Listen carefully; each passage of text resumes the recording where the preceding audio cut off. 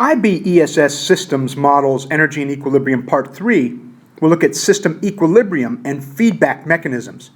The significant ideas are systems can exist in alternative stable states or as equilibria between which there are tipping points.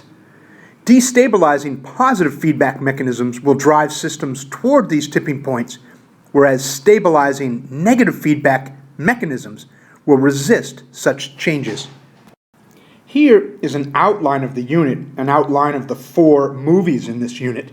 This movie is focused right here. Understanding equilibrium involves an analysis of inputs and outputs, and when inputs are equal to outputs, there is balance, stability. When the input ... equals the output, the system is in equilibrium. Here are our first 2 IB syllabus statements. State that an open system, an ecosystem, will normally exist in a stable equilibrium maintained by stabilizing negative feedback loops. Define negative feedback loops and positive feedback loops. Here is a system, an individual organism, identified as a mass of carbon, a storage of carbon, their inputs of matter and energy, the flows, arriving to the individual as food. There are outputs of matter and energy, flows, carbon dioxide and heat. As you can see from the magnitude of the flows, the widths of the arrows being the same, the inputs and the outputs are equal. The system is in steady state equilibrium. Here is another system, in this case an individual tree. You should immediately recognize that the system is in steady state equilibrium. I want to make a small point with this slide. Unlike animals, where the matter and energy arrive as the ingestion of food, in plants the energy input would be sunlight and the matter input would be carbon dioxide. In this systems diagram, I have identified possible units for flows as rates and the storages as a standing mass, not rates. Keep this in mind. In this forest system, the input is carbon dioxide due to photosynthesis. The output is carbon dioxide due to respiration. And the system, as it's represented in this diagram, is in equilibrium because the inputs and the outputs appear to be the same. If the forest as a whole photosynthesizes more than it respires, the system would grow. If the forest respires more than it photosynthesizes, the mass of the system would decrease. I would like you to become familiar with the equations for photosynthesis and respiration. In fact, you will need to be able to recite them soon enough. So keep in mind that the inputs and outputs are flows. They occur over time and have rate units. So if the inputs are greater over time than the outputs, the system increases in magnitude. If the inputs are less over time than the outputs, then the system decreases in magnitude. If the inputs and outputs are approximately equal over time, the system is in steady state equilibrium. So, as I've already mentioned, if in a forest system photosynthesis is greater than respiration, the input of carbon dioxide is greater than the output of carbon dioxide, then the forest will grow in mass. Consider the summer months when sunlight is plentiful, and during those months the system is not in equilibrium. If, however, in a forest system, respiration is greater than photosynthesis, the output of carbon dioxide is greater than the input of carbon dioxide, the mass of the forest will decrease over time. Consider winter months when sunlight is not plentiful. During those winter months, the system is not in equilibrium. So as you imagine a forest rocking back and forth from times when inputs are greater than outputs to times when outputs are greater than inputs, I can now introduce negative feedback. Negative feedback processes serve to stabilize systems over long periods of time. Negative feedback is when a change in a certain direction causes the system to reverse direction. It counteracts deviation.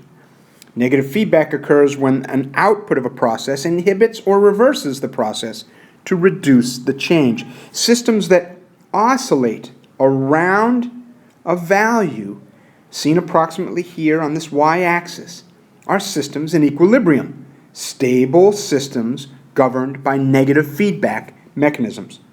This graph displays a system that has gentle increases and then gentle decreases over time.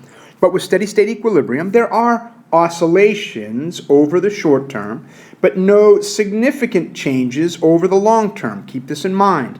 This is time on the x-axis. A system that displays oscillations around a constant condition is a system with negative feedback processes, maintaining equilibrium, maintaining stability. Here is a different approach to thinking about negative feedback. At time 1, the system is here. There's a slight change in the system, growth, time 2. In turn, over time, in an open system, a negative feedback mechanism, increased resistance, competition, predators, results in a reversal that counteracts the initial deviation, returning the system to its initial condition, time 3. Negative feedback mechanisms stabilize systems. As a last note with this diagram, if the environment changes in an unusual way, then the system may undergo a dramatic change toward a tipping point, toward a new equilibrium. Let me give you another example to help your understanding of negative feedback. In this system, there are two species, a prey species, represented by the solid line, and a predator species, represented by the dotted line, and both species are monitored according to their number on the y-axis over time on the x-axis. As the prey population grows, there is more food for the predator, so the predator population grows. Just after a brief time lag, it grows, as it takes time for the predator to eat and translate more food to more offspring. As the predator population grows, they eat more and more of the prey, so the prey population begins to decline.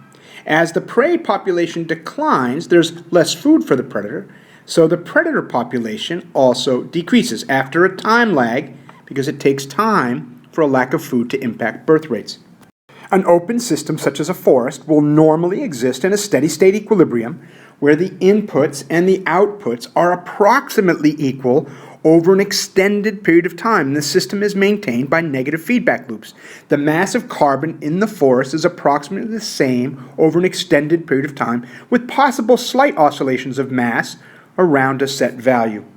Here's a slightly different view of equilibrium. At time 1, the mass of the forest is x. At time 2, the mass of the forest is still x. No change in mass over time, steady state equilibrium. We can think of the forest as renewable resource because the input rates are fast enough to regrow following a harvest from the forest. Now, what if the forest were not in equilibrium over time? Time 1, time 2, time 3, with an increase and more increase. Positive feedback mechanisms may be occurring.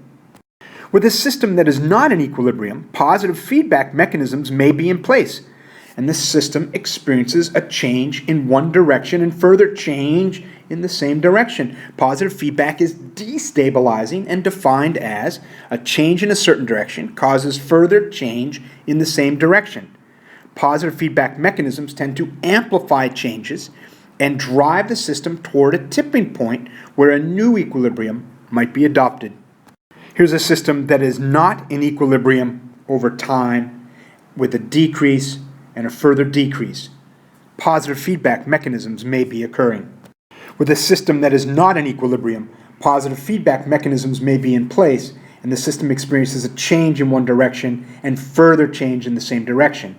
Positive feedback is destabilizing and defined as a change in a certain direction causes further change in the same direction. Positive feedback mechanisms tend to amplify changes and drive the system toward a tipping point where a new equilibrium is adopted. In this graph displaying size of population over time, you can see that early on the population is not in equilibrium. Positive feedback mechanisms are in place and the population grows and grows and grows. More individuals, more births, more individuals, more births, etc. Then, at this point in time, negative feedback mechanisms begin to have an effect. The population remains approximately the same over time with slight oscillations. Negative feedback mechanisms are stabilizing. Again, we can see growth through this period of time. Positive feedback mechanisms cause growth and more growth. A change in a certain direction causes further change in the same direction. Positive feedback mechanisms tend to amplify changes and drive the system toward a tipping point. The population exceeded the ability of the environment to support it, dramatically reversing the growth, resulting in a population crash. So after this tipping point, the population reached a steady state equilibrium where stabilizing negative feedback effects maintained the size of the population with slight oscillations over time. As a note, carrying capacity, this value on the y-axis, is defined as the maximum number of individuals the environment can sustainably support over time. Here are the definitions of negative and positive feedback. I'll let you turn the movie off and study this slide on your own. So that brings us to the next set of IB syllabus statements. Define the term resilience, define the term tipping point, and state that resilience of a system, ecological or social, refers to its tendency to avoid tipping points and maintain stability.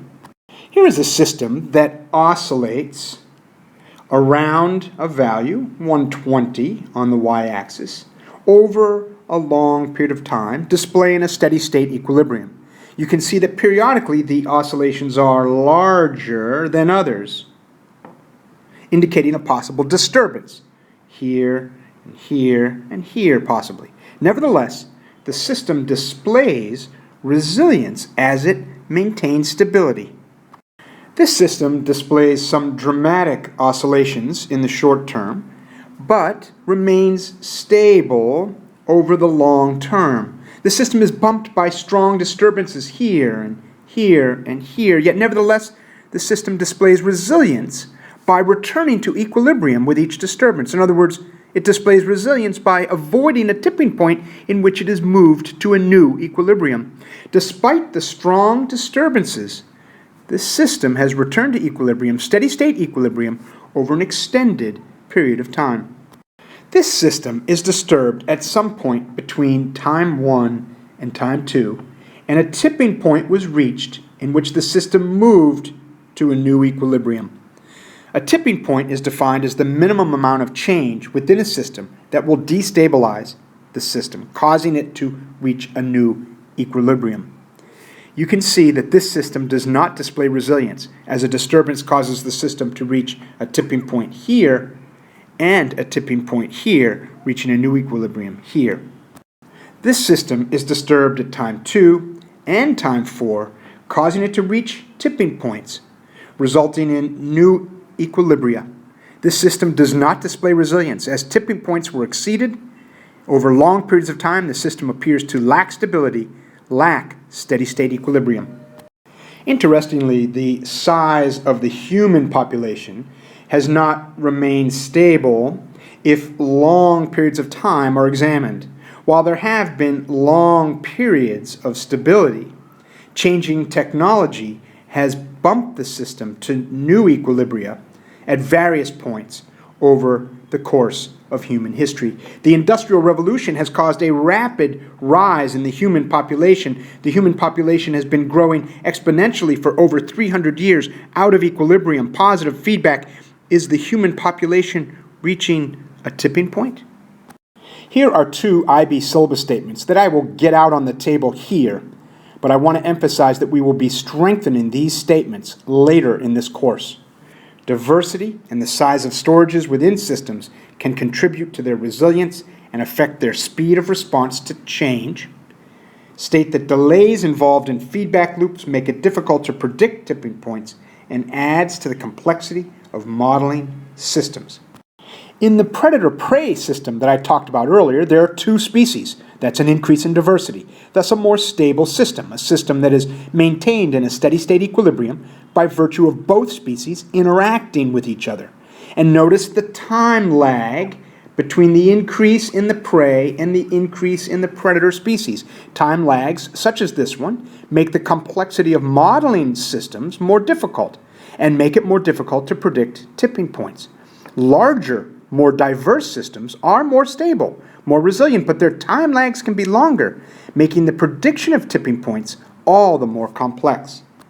On this slide, there are 3 IB syllabus statements provided. The first 2 should feel familiar to you, but this last one, describe the relationship among stability, resilience, equilibria, and diversity, is a statement that will be strengthened as we proceed through this course. So let's go through a bit of review with the remaining slides of this movie. Here we have a system of plants and herbivores. We can see flows and we can see storages. Notice that flows and storages can be measured in mass units. Storages as standing stocks and flows as rates. Or storages and flows can be measured in energy units, as you can see here. Energy as a standing stock or energy as a flow. Can you explain why this diagram displays equilibrium? Can you explain why it displays a sustainable use of a resource? The input and the output are approximately equal. If the harvest of a resource is the same or less than the replacement, the storage will remain in equilibrium over time. Here are definitions of a sustainable system in which a resource is being harvested in a steady-state equilibrium.